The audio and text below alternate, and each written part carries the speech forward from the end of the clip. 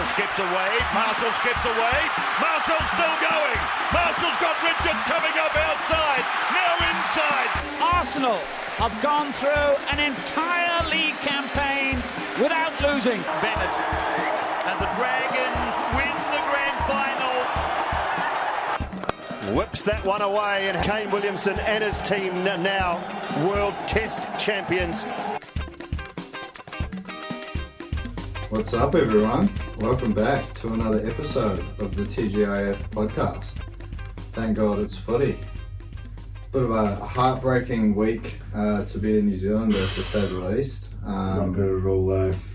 At least the Gunners came and softened the blow Sunday morning. 1 from 4.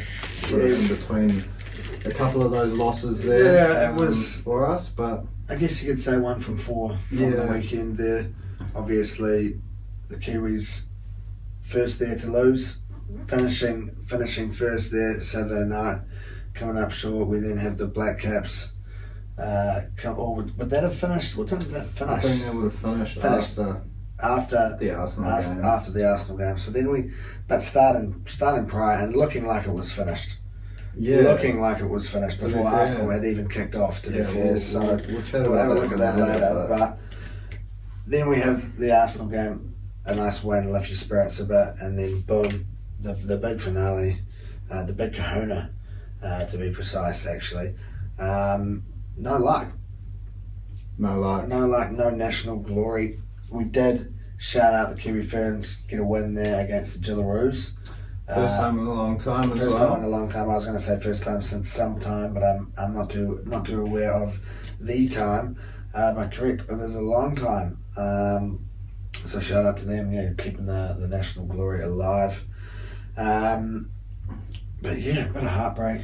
Not the nicest weekend to be a Kiwi, and we're blessed with a nice little tropical cyclone, just to top it all off. So yeah, I was going to say we went up north for the weekend, but it was a bit of a shitter weather-wise.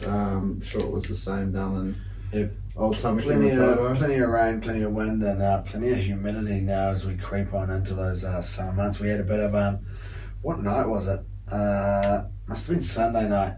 The wild weather had started, and seen on the old locals page we had some waves coming in, crashing in up down by the yacht club. So Moses Guard's out. We had to get out there, protect your neighbourhood, kind of like a neighbourhood watch scenario. Go out there and check what's going on. Bit of sea spray action down sort of by this little Sea Scout hall there, and then some bloke coming out. He thought we were either Giles or Niles' sons. I'm not too sure, one of the two. Seeing if we were up there fixing this boat sail because he'd called him, and this sail was nuts. Like, there was a boat that, by the looks of it, had like pretty much tipped over out in the water. Waves. We ended up getting soaked just from the sea spray standing there, and I was in shorts and a tee. It's wild times. Wild times out there. The world's gone mental. But there's plenty of sport still going on. Plenty of sport to get into, and as always, we'll have a little check-in in terms of the rugby league to start off now.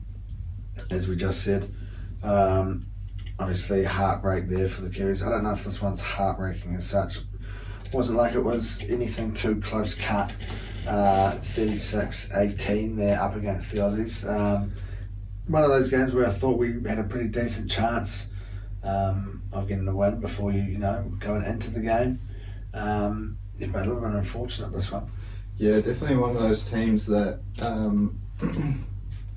even if you are playing well for the majority of the game, it's, I guess, those little moments that do count up against a side like Australia in the rugby league sphere.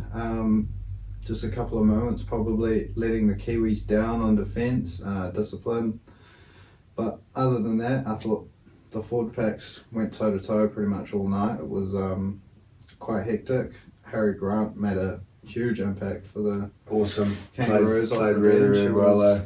He was causing us a bit of terror there through the middle. Having a player like that coming in and making the impact there off the bench, so it's pretty greedy. Yeah, it's a little bit unfair. Yeah, a little bit unfair. Although our reserve hooker, he managed to grab himself a meaty. Yeah. Shout out to New Brown. Yeah, awesome. Awesome to see him. crossing the line there. They had a little stint there with the Tigs there a couple of years ago. But yeah, good to see him getting the run out. But yeah, not really what we expected, I guess, this time last week when we were talking about Probably set the tone early with that first kick-off of the game going dead on the foot. Yeah. You just can't really have moments like that. Like Vossi was saying, it sort of sucked all the emotion that the boys had sort of built up from the haka to kick it out on the full. It's a bit disappointing, and yeah, I mean, I don't think the scoreline's really a fair reflection of sort of how the battle was in the game, but Australia definitely deserved to win the game. Sets up a pretty tasty matchup though this weekend. It's a Saturday, is it, down in Hamilton? This Saturday night down in Hamilton, yeah. I think it's a late kickoff again, just to sort of, I think, get the Australian match up with the Aussies. About what was it, like a 9 o'clock kickoff sort of jam? Potentially, yeah.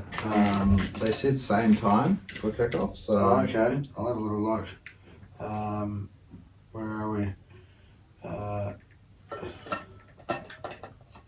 But a couple of moments there, like, how good was Hammer's little move on Joey Manu? Just little shimmy of the hips, skip to the outside and just left Joey Manu for dust. It's not often someone can do that. So yeah, a couple of things to work on for the Kiwis for next week, but I suppose if they did have any trick shots in the bag, if they did have any not coming up, 5-star performances that they were keeping in the bank, it's definitely time to whip it out down in Hamilton rather than last week. You save it up for the final. We said last week we'd take the loss in Melbourne if it means we're going to come away with the win in Hamilton. So it's time for the boys to, I guess, back that up if they can. Yeah, ideally, that's the ideal situation now on the back of this one. Come away with the trophy and all will be forgotten. We were trying to weasel our way a few different results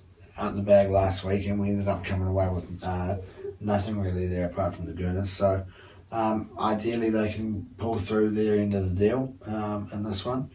We've given you our piece of the pie, our piece of the pudding. It's your time to chip in, Kiwis. So ideally we see you get out there down in Hamilton. I don't know why I couldn't see the time, but I'm going to say if we're saying later kickoff, we're going to go for like an 8:30 and we're going 9. Maybe 9 o'clock. Down there at 9 o'clock, FMG Stadium. I'm going to say I'm getting it up here at 5 p.m. 5 p.m. That's outrageous. Wow. Okay, so completely. Hopefully by 9 o'clock we're celebrating. 5 p.m. Wow, that outrageous. That's definitely a good way to put it. 5 p.m. So hopefully they're looking around 7 o'clock. We're coming away like maybe like a 16-12 win in the final there, lift the trophy. Oh, it'd be very tasty. I'd take it, that's for sure. We're gonna have to improve a shitload from last week. I think that's clear to see, but I'm sure the boys have it in them. Like, we saw a lot closer of a contest in the World Cup, so fingers crossed we can see those Kiwis get up, as we've been saying. But onto the other side of the draw, I suppose. Now, didn't manage to catch this one myself, but a resounding huge match victory for Fiji, 43 points to 16. Yeah, huge match this one, and obviously going into it, you're kind of expecting PNG to put up a bit of a fight in this one, possibly even take the win. Obviously, quite a well-respected rugby league nation, PNG, and Fiji Bati, or Bati Fiji, I believe it is. Littered with NRL talent now, so a very tasty-looking back line.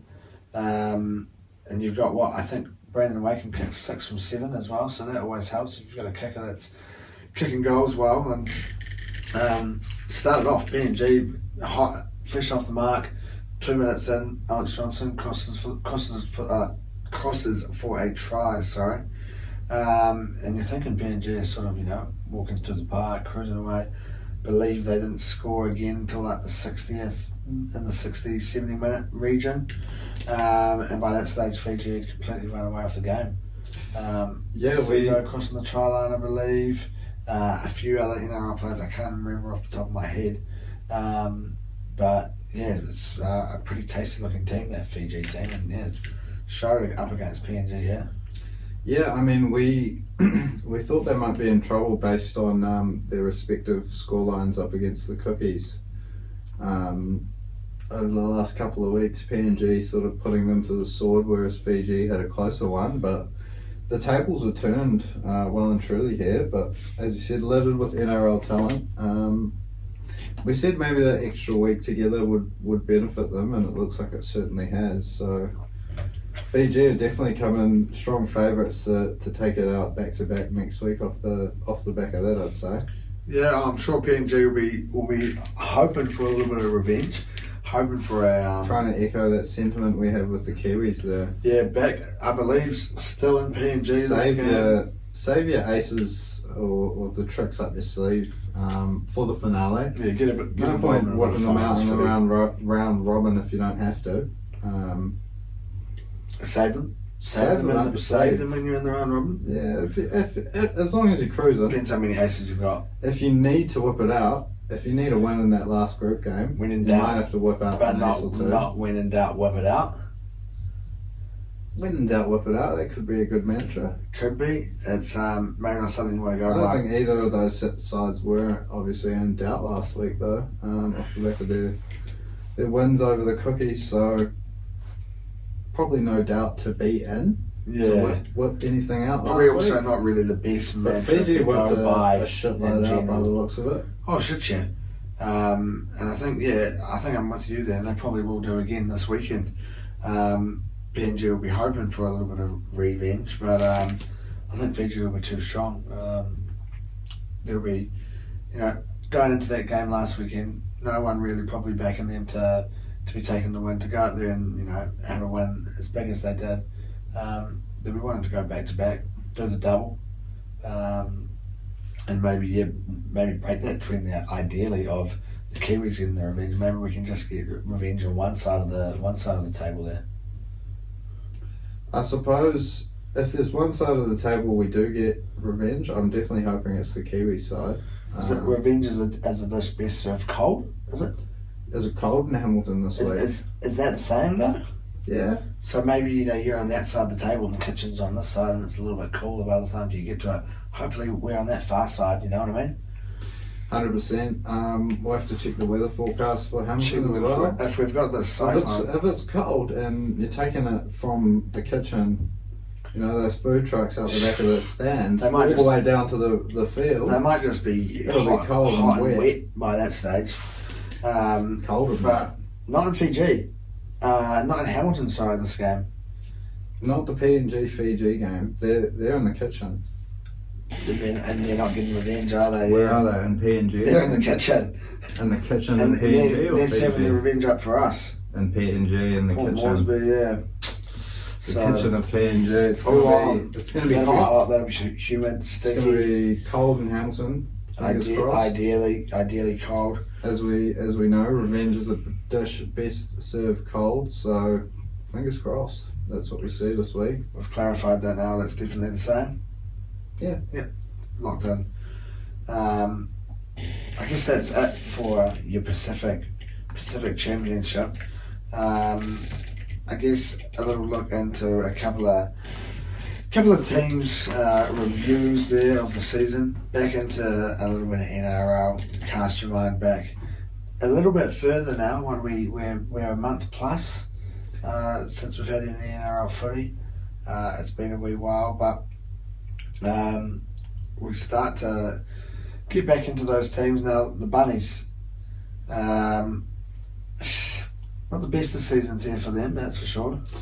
Yeah, I mean, it was a bit of a shock that they did tumble down out of that top 8 after sitting first after round 11, but it all went to shit. I think sort of around the time Origin came around, Latrell Mitchell was ruled out with an injury, and things just never seemed to really recover from there. Not saying it was directly based on Latrell's absence, but all sorts of things started to go wrong at Souths. From that point on, you got all the news stories that were coming out that were sort of front and centre. Sammy Burgess being booted out of the club. Plenty of drama around South. So interesting to see how they bounce back next year. Yeah, probably not where people expected them to finish up. Yeah, like you said, after such a strong start to the season, and it was a weird little capitulation. Yeah. I had them up there as one of my premiership favourites early on. Yeah, especially the way that they started. Yeah, definitely, and they got a pretty solid looking squad there. Way too strong of a squad to be missing out on the finals. Definitely too good to be missing finals footy. So you're picking them to be sort of in and around that sort of race for the top four. With a squad like that, and if not, a pretty solid place, 5th, 6th, somewhere like that. It was obviously a bit of a mix-up this year, but you're not picking them to be the team that misses out, slips on out of the 8 there. But looking forward to next year. Couple of changes there at the club. Yeah, I suppose they'll be pretty stoked to have secured the services of Jack Whiten, coming in to, I suppose, play centre by all reports. Who knows where he'll end up lining up, whether there is a bit of a reshuffle. Perhaps we see him in the 6 with Walker in the 7. I don't know if that would work out entirely. Yeah, it's an interesting way to look at it. Played a lot of good footy at centre for Australia and New South Wales, so he's a big enough bloke to even jump in the back row if they need him to. But yeah, he'll be popping up all over the field, I'm sure. He'll be making some sort of impact, that's for sure. Yeah, definitely. I'm fairly certain it'll be a good impact. Yeah, big player, Jackie Whiten, and I'm sure he'll come in and do hopefully be a little bit of that drive. It's a little bit of a star-studded backline, really. 100%, yeah. You list off some of those names: Cody Walker, Jack Whiten, Campbell Graham, Johnston, Latrell Mitchell. Pretty tasty stacked looking there. team, yeah. Back line, sorry. It's an awesome looking team, and like we said, too good of a roster there to miss finals footy. So they'll be looking to improve on that position there for next year, that's for sure, make their way back into some finals footy. Yeah, they'll be looking to sort of replicate that first stretch of the season rather than continuing on what we saw towards the end. But I'm sure they'll bounce back. And if they don't, there'll probably be some changes. C minus? Yeah, look, I'm C minus, maybe a D even. A D, just based on the fact that they were looking so well. Introduction looking really good, and then missed out on the finals in the end. Just left the last page at home, sort of thing. So much drama, yeah. So I guess that's the way you look at it. D. It's you kind of like you've been disqualified. Maybe D plus, I suppose. D and F, kind of. You didn't even finish, sort of. You kind of just like, weaseled out at the end. Didn't finish cross over the finish line. What did I actually give them? I've got it right here. Yeah, we give them a D. A D. For a D. So that's it for Souths. Yeah. They'll be looking to improve on that next year. That's for sure. Yeah, make a bit of a better run. Maybe what Alan was saying is not true. Not true. Maybe you're not always wanting to be in that position of being chased.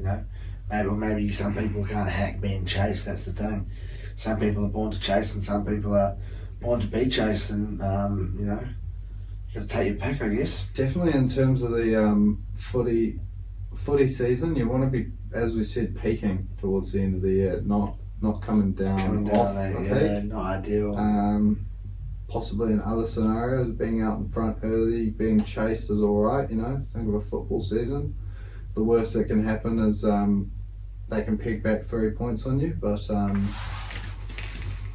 look, one thing is for certain, they got it wrong. Whether or not they were thinking, let's get out in front and be chased, or let's try and peak for those finals, they definitely got it wrong. But onto the next team, another team that plays in green, just on the other side of that threshold. Peak's looking very different. Yeah. I guess you can sort of say, sort of being that team sneaking in there into that top 8. Don't know if you can say that the peak's looking different. I think if you're looking at a graph of the two teams, possibly very similar. Obviously, Raiders sitting there, what are we looking at? 5th at one stage, I believe. Sitting there 5th with a negative points difference at that stage as well. Yep. And then, still finishing there, dropping down to 8th. Still with a negative points difference, obviously, because they continued to lose games, but still making the 8, like you said, making a bit of finals footy. So did they peak at the right time? Did they maybe the right time's not at the end. Maybe that was the right time for them to peak, sort of in their stage in the season. Yeah, I mean, there's certainly plenty of discussion to be had around when the Raiders' peak was. When they, I suppose, if they timed it right or not, because they did crash out pretty hard week 1 there going up to Newcastle. But I suppose should have been a vertical looking peak like that sort of thing. You know what I mean? Yeah, they could have just fallen off a cliff. Yeah, that's sort of no sort of, I guess, ran out of paper to draw their peak and drop. So it's PTO, shit, boom. Please turn over, bomb, turned over, squashed. Yeah, one of those setups. But I suppose there'll be 9 clubs that are, I suppose, pretty envious of the fact that even they made week 1 of the finals. Yeah, well, a couple of teams, obviously. What did we have? Bunnies finished with a positive points difference. I'd say so. And then I believe, who was 10th there? Para. Would they have finished? Yep. Even the Cowboys and Seagulls. Yeah. Super strange. But Chooks had negative as well. So that's quite a... Yeah, but that minus 137 points difference. That's just crazy for back finals. Yeah. And I think their defence was one of the worst in the comp. It's got to be close. Yeah, what's that? 623. What did we concede? 675. Dougie's a 769 though. So yeah, you only conceded 42 more points than the Raiders. Yep.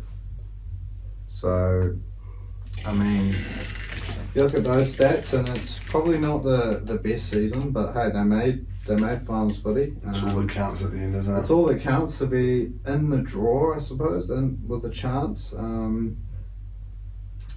Suppose they'll be, as we spoke about for South, they're stoked to be bringing Jackie Whiten in. Canberra will be pretty gutted to be losing him. No sort of incoming half to replace him. A lot of, I guess, pressure, responsibility on Fogarty's shoulders next year to be that main man in the halves.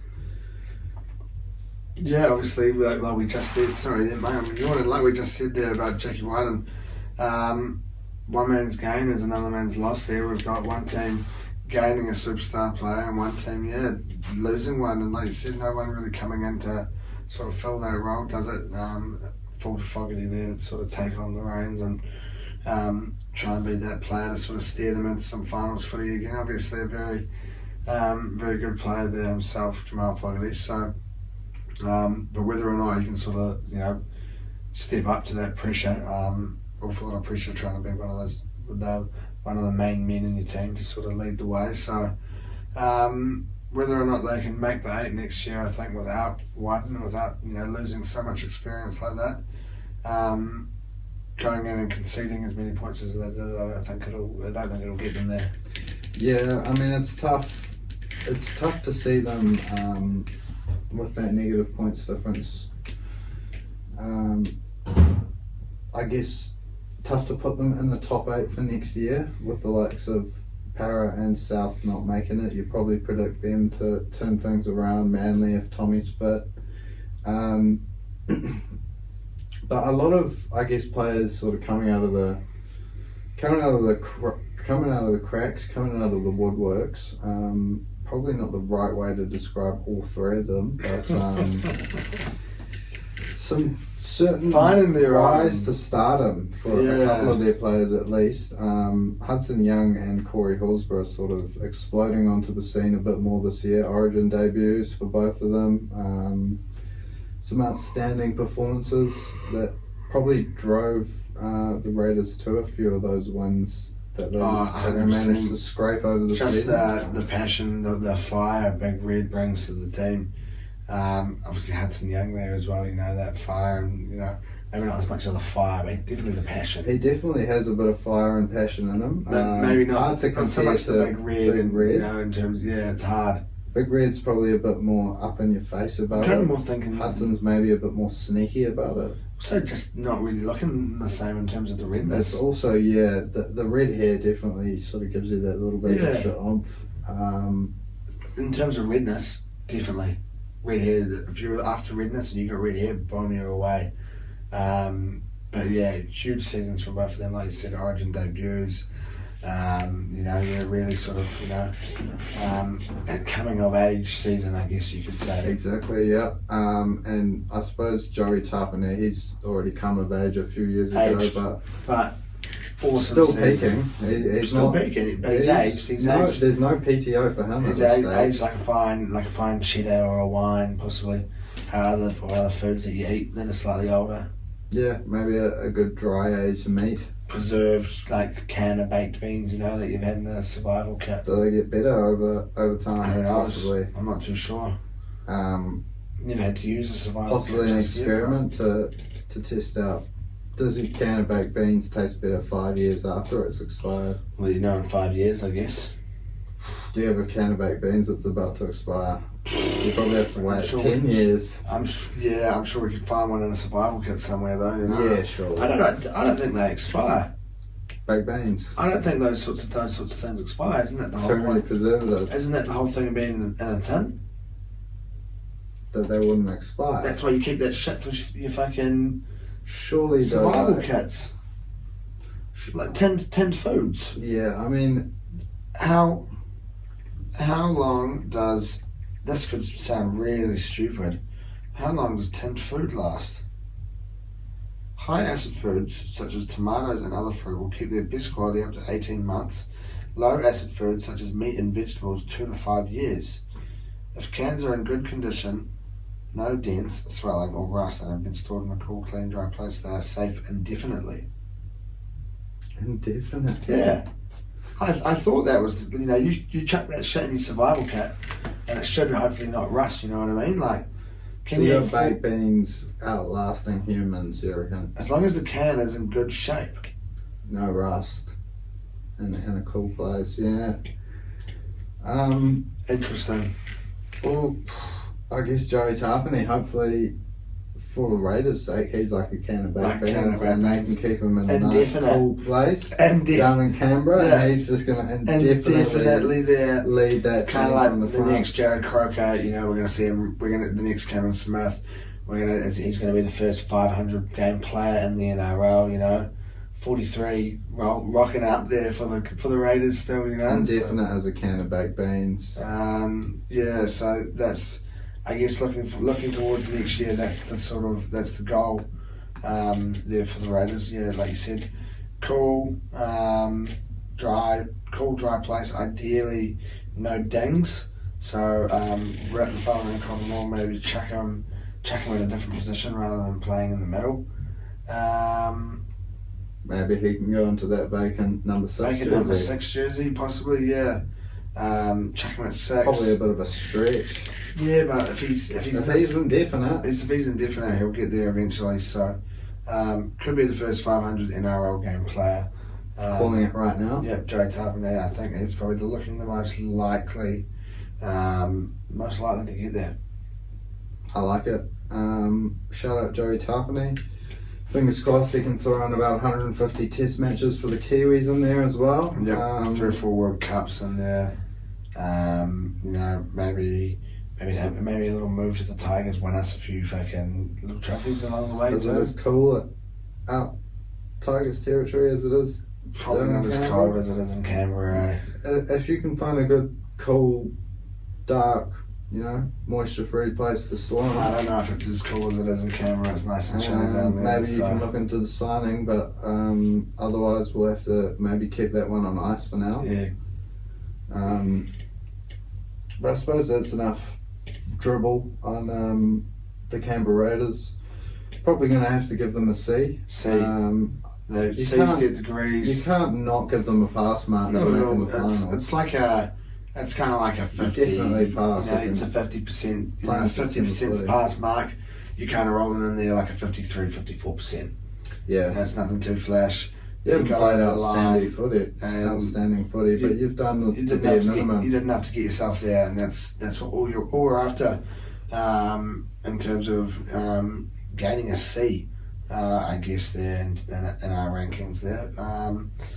We'll continue on with these next week, continuing our way up the ladder, migrating from the losers now into the winners, and looking at some slightly tastier looking report cards. But we make our way over to the round ball now, as we said before.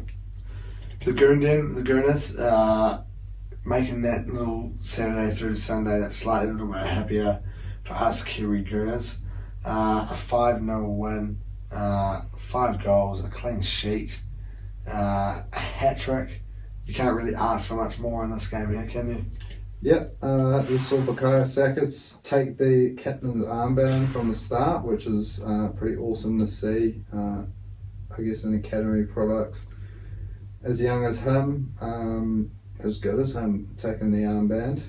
Then passes it to Eddie. Yep, the When hat-trick he subbed man. off after Eddie scores his hat-trick. Another Hale product. You had Emil Smith-Rowe out there from the start, which was good to see.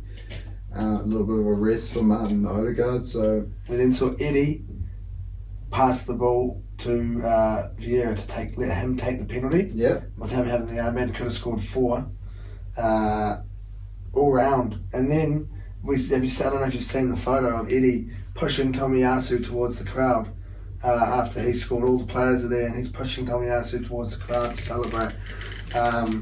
2 great up and coming Arsenal captains there.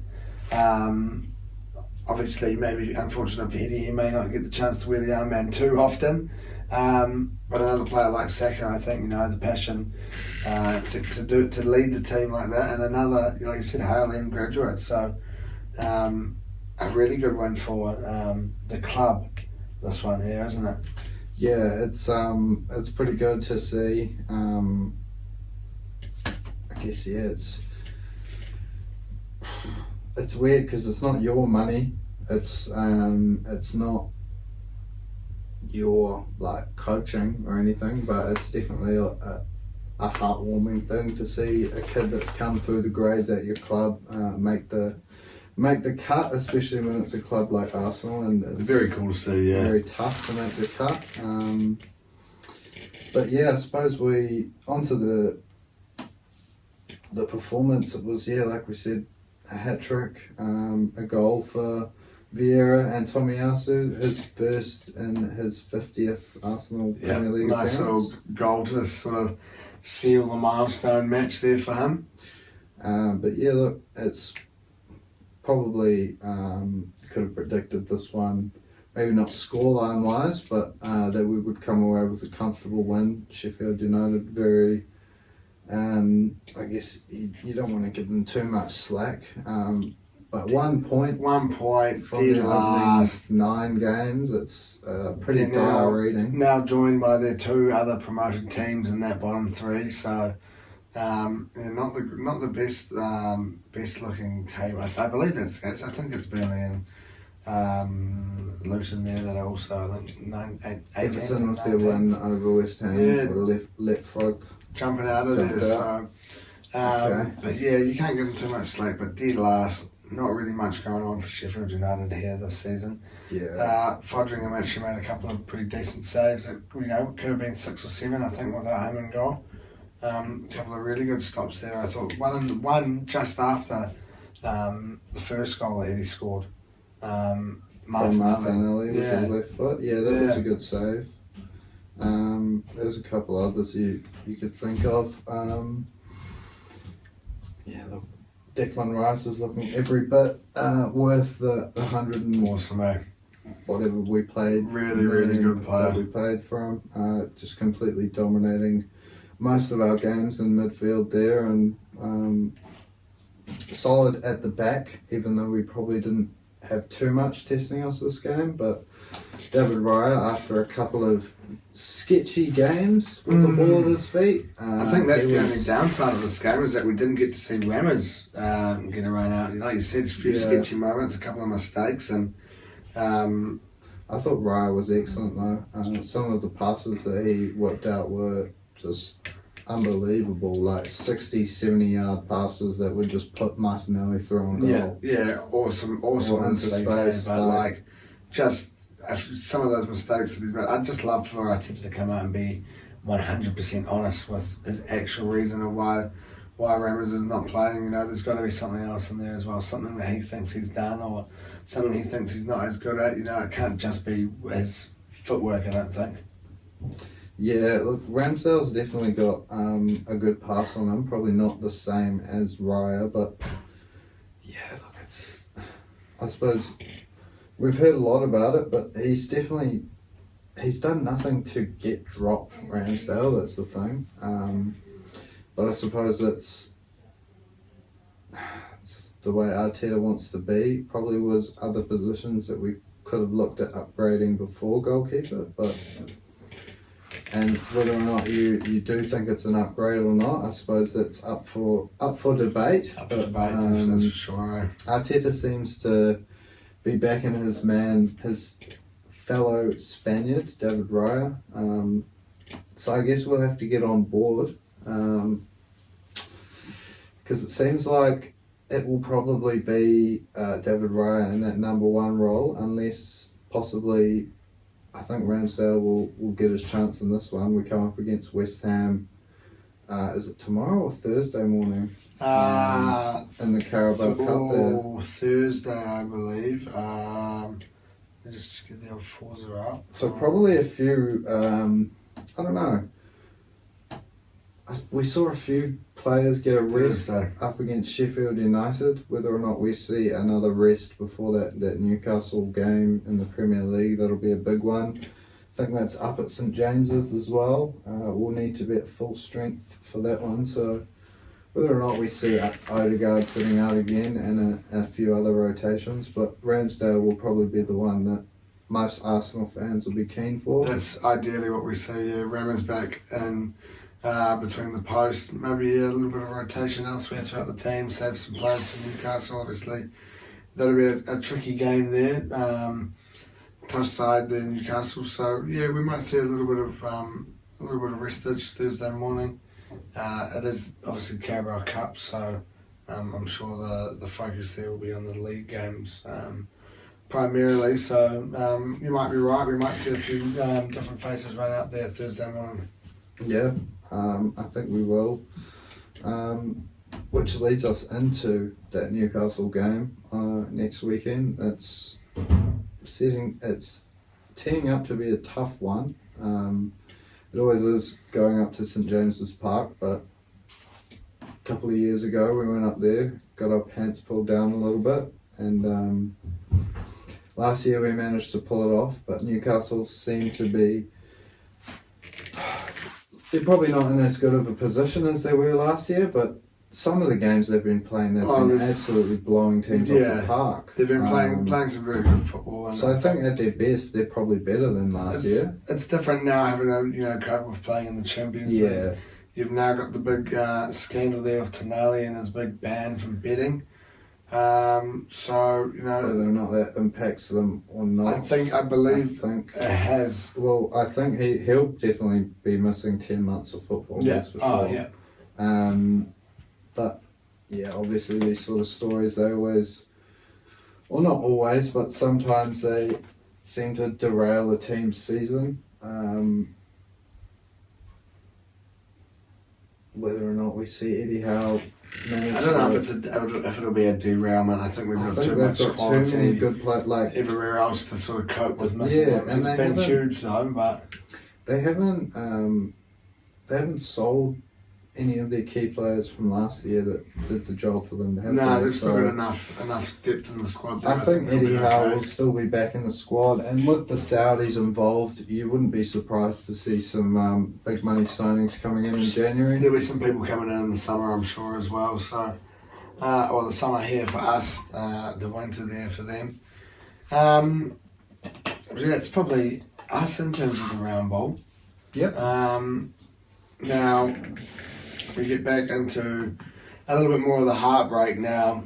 The big kahuna, the big finale, the one that everyone was waking up not too bright and early, but early enough there Sunday morning, unless you were out there getting involved in the marathon, and unless you were actually maybe just really fast in the marathon. Obviously coinciding there with that final the Rugby World Cup 2023, the All Blacks up against the Springboks, and we've said it plenty of times now, heartbreak. This is a heartbreaking one. 12-11 to South Africa. It's like that ad, the pineapple lumps one. What one's that? Go to South Africa. You know that one? Oh yeah. And then we get the pineapple lumps. And they're doing the auction. It's a bit like that. That's what I thought then when I read that. They did get the gold. They did get the gold. 12-11, they scraped home by a single point. Congratulations, I suppose, are in order to the Springboks. First 4-time men's World Cup champions. Seen a lot of posts out there that people are getting on other people's backs for posting saying they're the first-time 4-time World Cup champions. But obviously the Black Ferns sitting there with 6 victories. Pretty tasty. So it'll be at least 8 years before South Africa can even catch that mark. But they've managed to lift the old William Webb Ellis trophy for a 4th time. But yeah, look, there's a couple of moments of I suppose controversy in the game. Definitely a little bit of controversy. A couple of unusual calls, possibly you could say. Like that first one on Shannon Frizzell I thought was very, very harsh. The yellow card for falling on the bloke's leg when he was trying to clean him out. I suppose. Did you see the Darcy Swain one last year on Quinn Tupaia? I don't think so. It was like Quinn Tupaia was sitting there like holding for the ruck, as you do, like bent knees, like spread apart. And Darcy Swain just came in and just like dove in at his knee and like buckled it in. Yeah. Like Irish dude? Nah, Aussie. Aussie It's like a lock. So it's like 110, 120 kilos. And like fucking ACL for Quinn Tupaia, like 9 months out, like missed the World Cup, everything. And so I think they've brought in this rule that you can't fall on someone as you're trying to clean them out. Yeah. So Shannon Frizzell gets a fucking yellow card for that, which was just a bit of a mind boggler. And then Sam Cane sent off. Yellow card upgraded to a red. Yeah. I think lots of people sort of fair enough that it's a red card. I don't know. I don't watch enough rugby. I don't watch enough rugby that it's just not to know if it's a red card. If it's a red or not. But it's definite contact with the head. Oh yeah, for sure. He's no doubt about it. He's full on shouldered the bloke to the head. Is it off in league or just 10? I think it's just 10 because 10. The dude sort of like sidestepped and like he is a little bit that's low. The thing. That's what I was thinking. He's sort of come down a bit, but Sam Cane sort of has kind of gone. Man, just full. But Sam Cane sort of got low as well, to it. So it is kind of like. Yeah, it's a tough one. And I think he's definitely sort of as gutted as he is. He's sort of wearing that one that.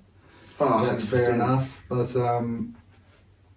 about 10 or 15 minutes later in the game, we see Sia Khaleesi head contact on Adi Savia, no red card, which is just That's got where it gets everyone peculiar. up in arms. What the fuck is this TMO up to? There was another moment in the game. Wayne Barnes blew a penalty to South Africa, to which he ended up later admitting to Adi Savia That it was wrong. that he was wrong. No, that was Sorry. That was a fair sort of turnover before he'd taken the kick. So I don't know whether or not they can sort of reverse the decision based on seeing it on the replay. Sort of couple of dodgy calls, not going the All Blacks' way, going the South Africans' way. But at the end of the day, the difference, as it so often is, a couple of missed kicks at goal for the All Blacks, one from Richie Mo'unga, one from Geordie Barrett. And a South African boot that managed to make their kicks. Yep, 4 from 4. I think that's 4 World Cup finals for South Africa. The previous 3, they'd never scored a try and never conceded a try. So I think this is the first time there's been a try. Conceded a try. But they still haven't scored one. But That's a crazy stat, I eh? don't think they've lost a World Cup final either. It's 99 Australia beat France, I'm pretty sure. 4 World Cup finals, 4 World Cup wins. Wow, that's pretty crazy. 2003 England beat Aussie. 2007 South Africa won. 2011 we beat France. Then we beat Australia. Then South Africa won. And then, so I don't think they've lost. Wow, that's pretty crazy, yeah. So they obviously love it. The old William Webb Ellis have got the best strike rate, I suppose. Yep. Obviously not being involved in those first 2 World Cups there.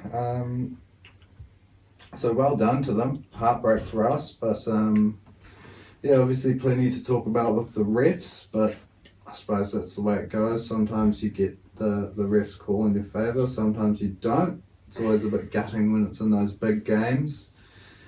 And when it's, a little bit, I guess, inconsistent in the same game. I think it's that inconsistency that's the big issue, eh? I don't think anyone's got an issue with Sam Cane being red carded. It's the fact that there was no red card for Khaleesi. There should have been the red card in return, exactly, you're right. And that just, makes it a little bit more even out there, 14 on 14 in the final. As well as we did play 14 on 15. We were the ones, especially second half, we were the ones playing all the rugby. Swazi Dag say that it wasn't really like a final there at half time. He sort of said, that it doesn't really feel like a final to him. Not really the best footy, the game's sort of obviously being controlled there, but lots of penalties and things like that. So, not the most enjoyable game. I actually kind of watched it alongside the Arsenal game. So it was, I have to say, it's probably not the best advertisement for the old game of rugby, that one. But probably the most viewed game as well. So I guess it is a bit disappointing for the old rugby hierarchy that there's so much talk about the referees and decisions rather than puts a bit of a damper on the display. On display, which sort of we heard about in the quarterfinals was the case. It was a pity they just timed it all a bit wrong there. But World Cup fever at the moment. It's still up and running in terms of the old bat and ball, the old cricket. Now, what have we had? 2 losses, is it, since we last spoke? Or a win and a loss? I think we spoke about the India loss. Was there a game in between? Or was it just the Aussies that we played? I think we might have played a game in between. Where are we there? No game in between, so we were just 1 week in between our games almost. So, and then South Africa tomorrow. So look, the one game, what were we?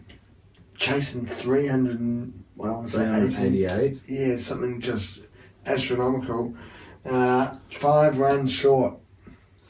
5 runs short. To be fair, after about 17 overs of that Australian innings, you were thinking, dear God, they could get 500 or something.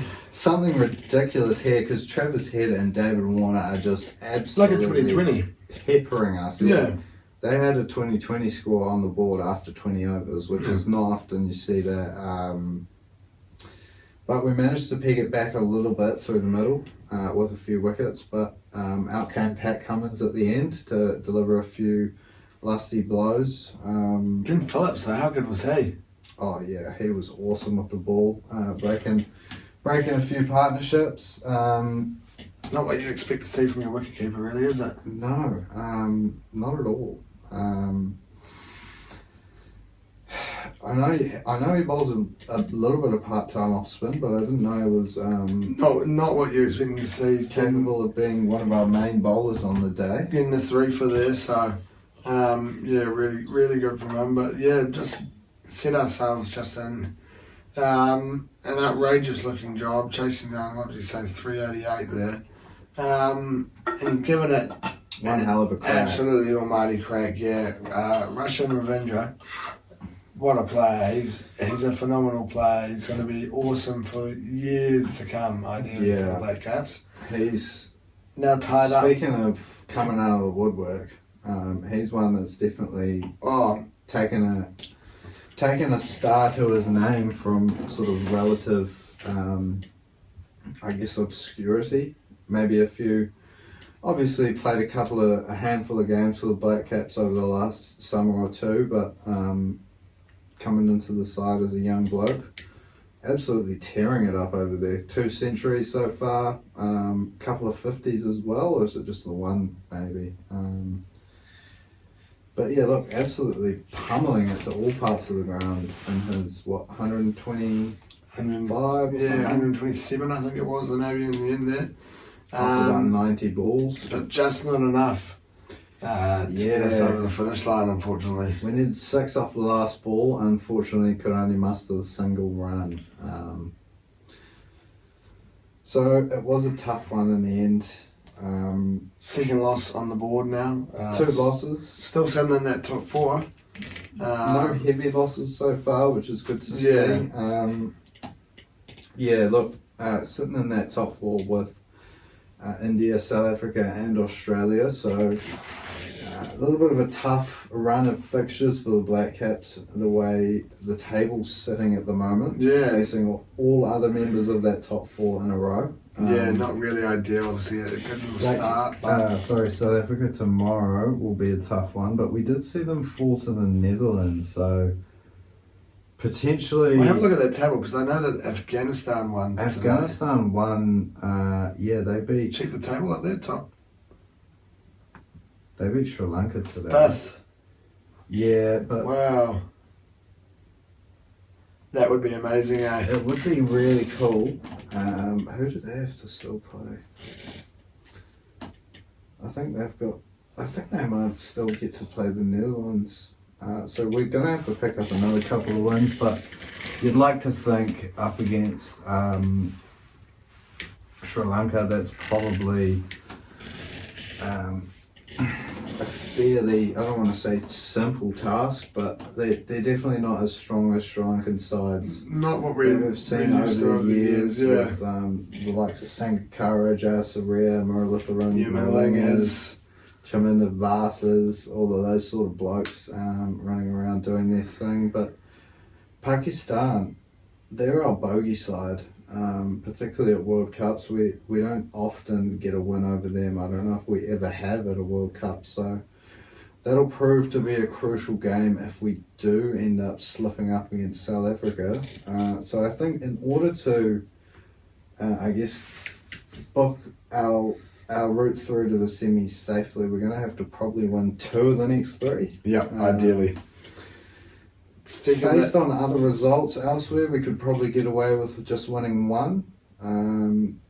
But look, if it is us falling out of the semis at the Afghanistanis' expense, probably won't be too. I wouldn't be too cut. No, not really. But ideally, you'd want to see it at South Africa, expense, Australia, or India. I don't know if they'll they've probably got too many points on the I board think India are already. already too far ahead. 12, so 12. Like, I don't. Afghanistan could catch them, but like only equal them on points. I don't think they're going to turn that net run rate around. But our net run rate is healthy compared to the rest of the field. Yeah, just barring those two teams above us there, exactly. So we've had a few good wins, and if we can produce our best cricket, we'll give anyone a run. As we saw with Australia, that game looked to be in their hands, but we almost pulled it off. So fingers crossed, a couple of big performances for the Black Caps, booked that route through to the semis, and yeah, as we said earlier, make it a three-peat, 3 World Cup finals in a row. Ideal. And change of fate, ideally. Change of fate, yeah. There's probably there's definitely no chance of getting revenge on England. There's potential that we get revenge on Australia, but very hot over in India, tough to get it served cold unless we've got some sort of refrigeration. Maybe a nighttime game, company like going that. on. Even at night, it's probably but cooler. pretty warm. Cooler. Yeah, cooler. But yeah, look. Hopefully we can just book our route through to those semis and see what we can do from there. Always tough over in Indian conditions. Want to avoid that 4th spot as well if we can, so that we don't verse them in the semis. Ideally, we finish in 3rd or 2nd there. But we've upset that India, like I said, with Pakistan being our bogey team, we are Indians' bogey team. They never seem to beat us. We got up over them in the last semi-final, which was good. So I guess we'll see how that one plays out tomorrow night up against South Africa. What will we be next week? Will we know for sure? Tomorrow, we'll probably know for sure next week. We'll have one game left up against Sri Lanka. So whether or not we're sitting in dire straits or not, needing to win Hopefully not. Needing to whip out, the big one. Be in doubt, so we'll have to whip something out. But there was also rumours that Kane would be back for the end of pool play, so whether or not we see Big Kane make a return with that broken thumb. That would be good, That would make a bit of an impact. What a player to have coming back from injury. Can you back with a broken thumb? I think you can, depending on how... You can have a runner. Can you have a batter out there for you and you do the running? There's probably not much point. Doesn't really work like that. It's probably not much point, really. Kane's more known for his batting. And you can't start the game with a runner, so you probably can't start the game with a batter. But there's probably enough for the Cricket World Cup for now. How's the darts world looking? We've had another champion granted. I don't know if granted is the right word. Another champion has arose from the shadows this weekend. He's an old fan favourite. A tinkler of a man. Played with 2 different sets of darts in the final there. And produced some really good darts over the weekend. Dressed up to the nines in his Halloween gears there for the final. Peter Wright taking the win in the European Championships. Up against James Wade in the final there. In the Snakebite, yep. 11-6 was the final score. We saw defending champ Ross Smith knocked out in the first round by newly crowned, don't know what the tournament was. I want to say something in Germany, the previous tournament. A Hungarian darts trophy maybe, something along those lines. But whatever tournament it was, Ricardo Petresco won it. He came in, knocked out Ross Smith, the defending champion, sent him home packing early. An awesome weekend of darts, actually. To be fair, I kind of forgot it was on until a little bit later on, but I chucked on a little King of the Hockey bet, just then chucked in 2. Started up with a little bit of money there for the weekend and ended up managing to pull off a few extras along the way. Was looking pretty tasty in terms of my table tennis picks. Found a little Jacob Derby, shout out Jacob Derby from back in the day. Jacob somebody versus Jacob someone, and I thought in my head, Jacob Derby. And I thought I've got to chuck that game in there. picked 2 other table tennis matches, ended up winning $60. So thanks to the darts there on the weekend, and I believe Peter Wright may have been one of them, him and Gerwin Price. Thanks to both of those two. Started off with a little bit of winnings there, back into the good books of the punting gods, ideally as well, and hopefully something we can continue on to for next week. Now, there's nothing else in terms of the darting world this weekend. I believe just a few players' championships, and in a couple of weeks' time we have the world champs starting up. So that might actually be a little bit further out. I might be wrong there. I think that's more actually December. Now, just thinking of the dates, I believe we've got, I want to say the World Series of Darts finals. I might be wrong there again. Something, I believe, on the 15th of November, I think, is what I saw earlier on the tournament calendar, 15th of November. I can't even see it there. There are no current tournaments, is what it says in the app. The app's not very good unless you're watching it, really. So nothing this week, really. And probably just about wraps us up for this week, I guess. As always, if you've made it this far, thanks for listening, tuning in, watching, however you may have. Remember to like, 5 stars, give us a comment, give us a subscribe, get on your social medias. Enjoy your week ahead. Enjoy the sport, whatever sport you may be getting involved with throughout the next week.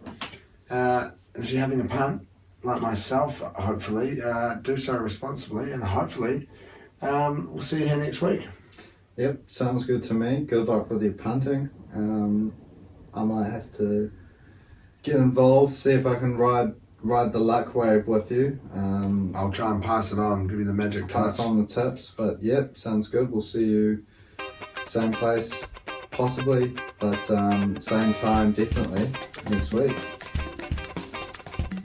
Marshall skips away, Marshall's still going, Marshall's got Richards coming up outside, now inside.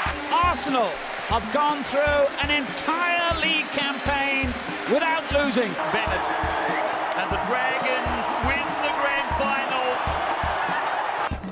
Whips that one away, and Kane Williamson and his team now world test champions.